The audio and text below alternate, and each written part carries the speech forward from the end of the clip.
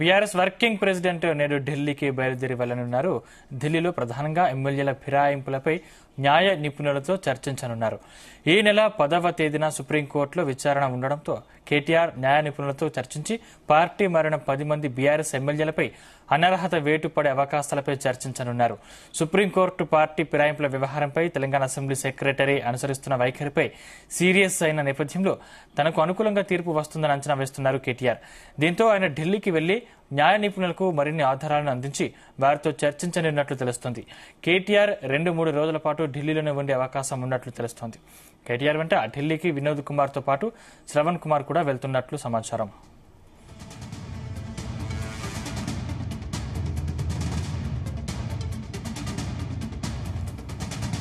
దానికి సంబంధించిన మరిన్ని పూర్తి డీటెయిల్స్ మా కరెస్పాండెంట్ రాధాకృష్ణ అందిస్తారు. Radhakrishna, good morning Sandeep.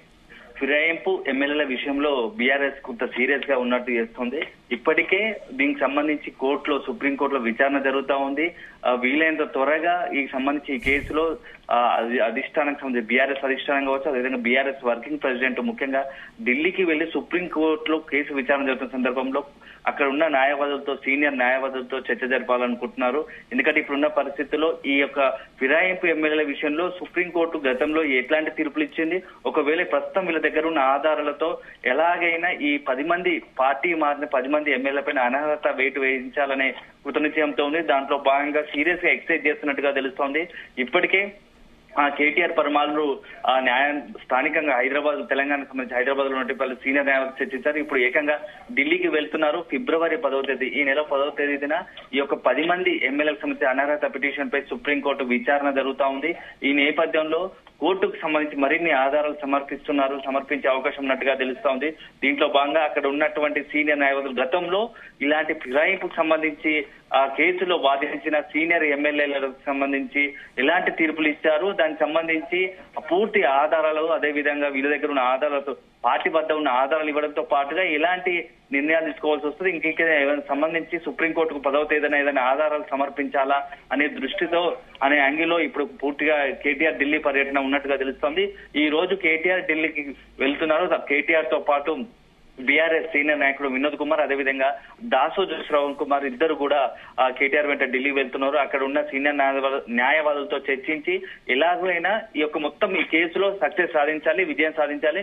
ఎందుకంటే మరోసారి పార్టీకి సంబంధించి బీఆర్ఎస్ పార్టీ గుర్తుపైన గెలిచి కాంగ్రెస్ లో చేరిన 10 మంది ఎమ్మెల్యేలపై ఎట్టి పరిస్థితుల్లో అనర్హత వేటు వేయించాలి. అక్కడ 10 స్థానాల్లో ఉప ఎన్నికలు రావాలనే లక్ష్యంతోనే బీఆర్ఎస్ పావులు కలుపుతున్నట్టుగా తెలుస్తా ఉంది. ఈ నేపథ్యంలో ఇప్పుడు ఈ మొత్తంగా కూడా గత 2-3 రోజులుగా సంబంధించి ఫిరాయింపు ఎమ్మెల్యేలకు సంబంధించి చర్చ జరుగుతోంది. ఒకవైపు నిన్న కూడా 10 మంది పార్టీ మారిన 10 మంది ఎమ్మెల్యేలు ప్రత్యేకంగా సమావేశమై ఒకవేళ సుప్రీంకోర్టులో విచారణ సందర్భంగా ఎలాంటి పరిస్థితులు మన నుంచి ఆ ఫిరాయింపు ఎమ్మెల్యేల తరఫున కూడా కొంత సీనియర్ న్యాయవాదులతో చర్చలు జరుపుతున్నట్టుగా తెలుస్తా ఉంది.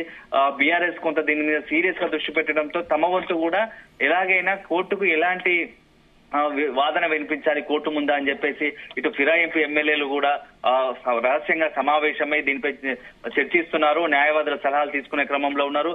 ఇప్పటికే 10 మందికి సంబంధించి తెలంగాణ అసెంబ్లీ స్పీకర్ కార్యాలయం నుంచి కొంత నోటీసులు కూడా వెళ్ళినట్టుగా తెలుస్తా ఉంది ఎమ్మెల్యేలకు, పార్టీ మారిన ఎమ్మెల్యేలకు. ఈ నేపథ్యంలో ఈ యొక్క మొత్తం ఫిరాయింపుల వ్యవహారం మొత్తం కథ ఆసక్తికరంగా మారింది. తెలంగాణ రాజకీయాల్లో ఈ 10 మంది ఆ పార్టీ మారిన ఎమ్మెల్యేల భవిష్యత్తు ఎలా ఉండబోతుంది, సుప్రీంకోర్టు ఎలా తీర్పు ఇవ్వబోతుంది అని చెప్పేసి కొంత రాజకీయ వర్గాల్లో ఆసక్తికర చర్చ జరుగుతా ఉంది. ఎందుకంటే ఇప్పుడున్న పరిస్థితిలో ఉప ఎన్నికలు వస్తే ప్రజల నిర్ణయం ఎలా ఉండబోతుంది అనేది కూడా కొంత ఆసక్తికరంగా మారింది. ఒకవేళ కాంగ్రెస్ ప్రభుత్వం వైపు కాంగ్రెస్ గెలుస్తుందా లేకుంటే బీఆర్ఎస్ గెలుస్తుందా అనేది కూడా ఒక చర్చ ఇప్పటికే మొదలైంది.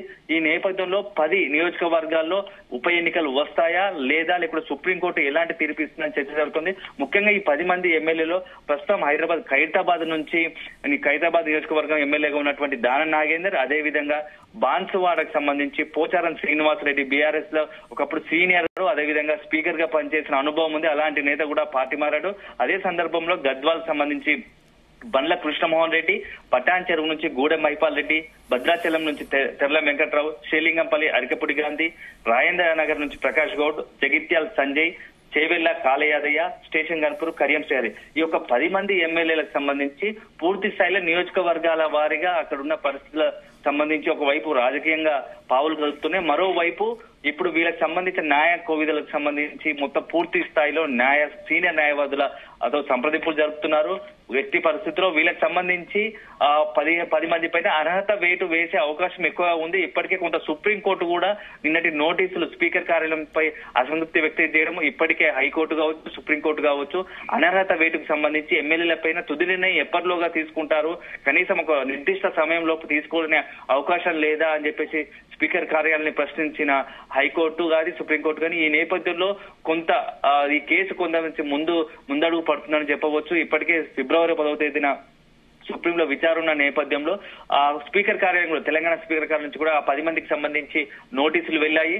ఒక్కొక్క ఎమ్మెల్యేలు పిలిచి మాట్లాడే అవకాశం కూడా ఉంటుంది. సో ఫిబ్రవరి 10 కార్యాలయం కొంత డెవలప్మెంట్ స్పీకర్ కార్యాలయానికి సంబంధించి కూడా సుప్రీంకోర్టు తాజా లేటెస్ట్ అప్డేట్స్ కూడా అందించే అవకాశం ఉంటుంది. అదే విధంగా ఇదే సమయంలో కేటీఆర్ మాత్రం కొంత సీరియస్ గానే కొంత ఏంటంటే ఇప్పుడున్న పరిస్థితుల్లో ఎలాగైనా తెలంగాణకు సంబంధించి బీఆర్ఎస్ కొంత స్ట్రాంగ్ గా ఉంది, ప్రతిపక్షం కాంగ్రెస్ కొంత బలహీన పడినట్టుగా ఉంది. ఎందుకంటే ఇచ్చిన హామీలు నెరవేర్చలేక చతికిల పడుతూ ఉంది.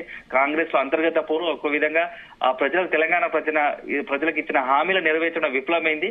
ఈ నేపథ్యంలో తమ పార్టీ కొంత మరోసారి బలం పుంజుకోవడానికి ఒక అవకాశం ఉంటుంది. ఈ బలం పుంజుకోవాలంటే కొంత ఉప ఎన్నికలు రావాల్సిందే. ఈ నేపథ్యంలో ఈ యొక్క ఒత్తిడి గురి చేసి సుప్రీంకోర్టు ద్వారా న్యాయ సలహా తీసుకొని సుప్రీంకోర్టు ద్వారా అనర్హత వేటు వేసే అవకాశాన్ని పరిశీలిస్తుంది. ఈ నేపథ్యంలోనే కేటీఆర్ ప్రత్యేకంగా ఢిల్లీకి వెళ్తున్నారు. అక్కడ 3 రోజుల పాటు ఢిల్లీలో ఉండి వివిధ రకాల గతంలో ఇలాంటి కేసులు సుప్రీంకోర్టులో దాఖలైన కేసులను పిటిషన్లను స్వయంగా కొంత పరిశీలించే అవకాశం ఉంది.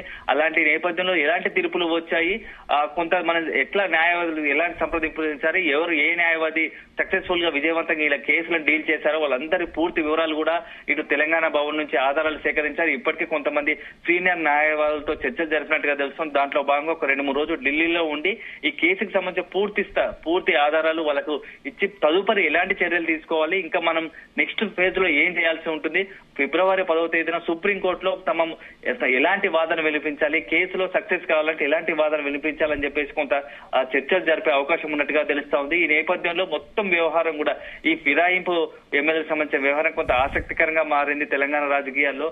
ఎందుకంటే ఇప్పటికే కాంగ్రెస్ సంబంధించి కాంగ్రెస్ కూడా దీనిపైన దృష్టి పెట్టింది. నిన్నటికి మొన్న కొంత CM Revanth Reddy chit chat లో మాట్లాడుతూ గతంలో కూడా అనేక మంది పార్టీ మారారు, వారి యొక్క స్వయం అక్కడ ఉన్న నియోజకవర్గాల అభివృద్ధి దృష్ట్యా కొంతమంది పార్టీ మారిన అవకాశం ఉంది. సో ఇప్పుడు నేపథ్యంలో వీళ్ళు కూడా అదే స్థాయిలో తెలంగాణకు సంబంధించి ఆయన నియోజకవర్గాల అభివృద్ధి కోసము ఆ కాంగ్రెస్ లో చేరారు. సో గతంలో సుప్రీంకోర్టు కానీ కోర్టులు కానీ ఎలాంటి నిర్ణయాలు తీసుకున్నాయి, అప్పుడు ఎలాంటి వాదనలు వినిపించాము, ఈ ఎమ్మెల్యేల తరఫున కూడా కొంత ప్రభుత్వం కూడా కొంత ఒక సీనియర్ న్యాయవాదిని ఇచ్చి సుప్రీంకోర్టులో వాదనలు వినిపించే అవకాశం స్పష్టంగా కనబడుతూ ఉంది. ఎందుకంటే ఈ 10 మంది. Thank you Radhakrishna.